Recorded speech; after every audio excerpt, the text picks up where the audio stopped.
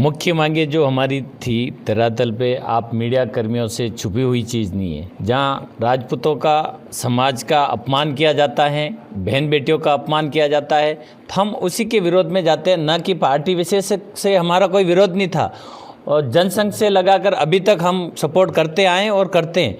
चाहे व्यक्तिगत निजी स्वार्थ के चक्कर में, अगर वोट बैंकिंग के चक्कर में किसी जाति विशेष को टारगेट किया जाता तो ये बहुत गौर निंदनीय है।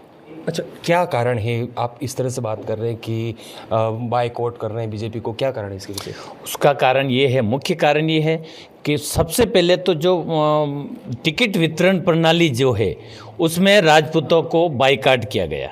सबसे पहले जो राजनीति में राजनीति राजपूत मुक्त राजनीति का षड्यंत्र इनका जो है वो चल रहा है और आपको देखने को धरातल पे भी मिल रहा है। और रही बात गुजरात में, जिस तरह से पुरुषोत्तम रूपाला जी जो इनके सेंट्रल मिनिस्टर रहे हुए हैं और उनके द्वारा अगर व्यक्तिगत वोट बैंकिंग के चक्कर में किसी राजपूत परिवार और राजपूत समाज की बहन बेटियों का गलत टिप्पणियां करते हैं, वो मंच के एक सामाजिक मंच हो या इनके राजनीतिक मंच से अगर गलत टिप्पणियां करते हैं तो हमने उनका विरोध किया था कि भाई उनका टिकट काट दो और आपके कोई चेते, और हम नहीं कह रहे कि हमारे राजपूत को टिकट दो, आपके किसी चेते को और लोकप्रिय उम्मीदवार हो उनको टिकट दो। हमारा विरोध उन्हीं का था। लेकिन पार्टियां अपने उन्होंने दिखाया ये कि राजपूतों से हम समझौता नहीं करेंगे, तो हमने भी दिखा दिया कि हम भी इन पार्टियों से समझौता नहीं करेंगे। बायकॉट बीजेपी का जो नारा है वो करके बताएंगे। और सुखदेव सिंह जी गोगामेडी ने हमारे शीर्ष के भारत के सर्वोच्च बड़ा जो संगठन है हमारा क्षत्रिय संगठन, उनके शीर्ष नेता थे वो, और उनका एक ही नारा था कि राजपूत एक बन जाओ, एक रहोगे तो नेक रहोगे। और उन्होंने जिस तरह से लड़ाई लड़ी तो उनको बीजेपी वालों ने ही, हम तो कह रहे हैं कि जब जब बीजेपी का शासन आता है तो हमारा एक न एक लीडर हमें खोना पड़ता है समाज का। अच्छा, आप बात करें संगठन स्तर पर, तो क्या समाज भी एकजुट है आपके साथ में? क्योंकि चित्तौड़ में रणधीर सिंह जी भिंडर, चंद्रपाल सिंह जी आक्या खुले मंच पे आके बोलते हैं कि राजपूत समाज एक है। वो गुजरात की बात थी, राजस्थान का इससे कोई लेना देना नहीं है। मैं आपको एक संज्ञान में और बता देना चाहता हूं कि राजपूत चाहे भारतवर्ष के किसी भी कोने में बैठा हुआ हो, राजपूत राजपूत ही होगा। अपमान राजपूत का हुआ है तो खून राजपूत का किसी भी कोने में, हिंदुस्तान के किसी भी कोने में राजपूत बैठा तो उसका खून उबलेगा, और सच्चा खून है तो उबलेगा ही उबलेगा और उबलना चाहिए। गलत का विरोध करो, अगर अपना भाई भी है तो उसको गलत की श्रेणी में खड़ा करो। अच्छा, ये भी आरोप लग रहे हैं कि किसी से प्रेरित होकर ये किया जा रहा है। सर, मैं आपके वीडियो में निवेदन कर रहा हूँ कि राजपूत ने स्वाभिमान के साथ कभी कंप्रोमाइज़ किए ही नहीं है, तो अब कैसे कर सकते हैं? हम उन्हीं के वंशज हैं, उन्हीं का खून हमारे अंदर है।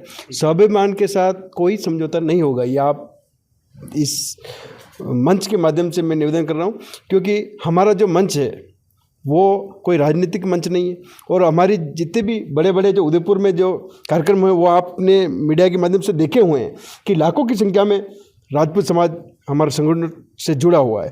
अगर कोई राजनीति के चक्कर में दो जने प्रेस कॉन्फ्रेंस करके अगर बोल देते हैं कि हमारा समाज उनके साथ नहीं है, तो ऐसी ये भ्रमित है उन लोगों की। वो भी राजपूत नेता ही कहे जाते हैं। मैं आपसे क्या निवेदन कर रहा हूँ, उन्हीं राजपूत नेता को जब विधानसभा का चुनाव था, जब स्वाभिमान की लड़ाई से, लेकिन वो राजपूत बन गए, तो उसका हम कुछ नहीं कर सकते। आप बताइए क्या सोचते हैं? दो बातें चल रही है। एक तरह से वो प्रेस कॉन्फ्रेंस कर बोलते हैं कि राजपूत समाज एक है, गुजरात का मुद्दा यहाँ पर नहीं चलेगा। देखिए, आपके मीडिया के माध्यम से कहना चाहता हूँ कि गुजरात, राजस्थान और भारत कोई अलग नहीं। नारी शक्ति एक। नारी का अपमान आपकी बहन हो या मेरी बहन हो या आपकी बेटी हो या आपकी मदर हो, कोई भी हो, नारी न्यारी होती है। और नारी का अपमान जहाँ होता है वहाँ पर हम स्वाभिमान से समझौता नहीं करेंगे। और मैं आपके मीडिया के माध्यम से यह भी कहना चाहता हूँ, दो गुजराती मानस पूरे भारत पर राज कर रहे हैं और तानाशाही की राजनीति कर रहे हैं। एक समय ये दोनों गुजराती मानस राजनाथ सिंह जी के हाथ पैर जोड़ते थे, और आज वो स्थिति आ गई राजनाथ सिंह जी की, जो माला पहनते हैं और उनके डर से वापस निकाल देते हैं। तो ये राजपूत है, स्वाभिमान से समझौता कर रहे हैं। ऐसा नहीं होना चाहिए। तो ये तानाशाही की राजनीति नहीं चलेगी। हमने भी भाजपा को साथ दिया, ऐसा नहीं है कि हम कोई कांग्रेस के हैं, हमने भी बीजेपी का साथ दिया। और रही बात, जब जब अन्याय की बात हुई, हक की बात हुई, तो हमने कांग्रेस का भी विरोध किया और बीजेपी का भी कर रहे हैं। किसी पार्टी के हम गुलाम नहीं है, और पार्टियां सोच रही कि हमारे गुलाम होंगे, हम किसी गुलाम नहीं है। अच्छा, अब क्या स्ट्रेटेजी रहेगी? 4 दिन बचे हैं चुनाव को। आगे की रणनीति यही है कि स्वाभिमान के साथ खड़े रहो और स्वाभिमान के लिए लड़ो, और स्वाभिमान को देखकर वोट की चोट वोट से दो, तब जाकर इन अहंकारी नेताओं को सबक मिलेगा। क्या होगा, क्या वोट के किसको देंगे? अब जो उचित उम्मीदवार होगा, जो वास्तव में 36 कौम की बात करता होगा, सबको एक मंच पर लेकर राजनीति करता होगा, या जो अच्छा नेतृत्व कर सकता है, उसको हम वोट देंगे। नहीं, एक तरफ आप विरोध कर रहे हो और बोल रहे हो जो नेता अच्छा होगा, तो यहाँ के प्रत्याशी अगर राजपूत की बात करेंगे, वो भाजपा हो या कांग्रेस, वोट देंगे आप? देखिए, मैं आपके चैनल के माध्यम से ही कहना चाहूँगा कि हमें अपने आप को डिसाइड करना है कि वास्तविक में प्रत्याशी सही कौन है और कौन नहीं। जिन्होंने हमारे स्वाभिमान के साथ गद्दारी की होगी, उनको हम जरूर सबक सिखाएंगे।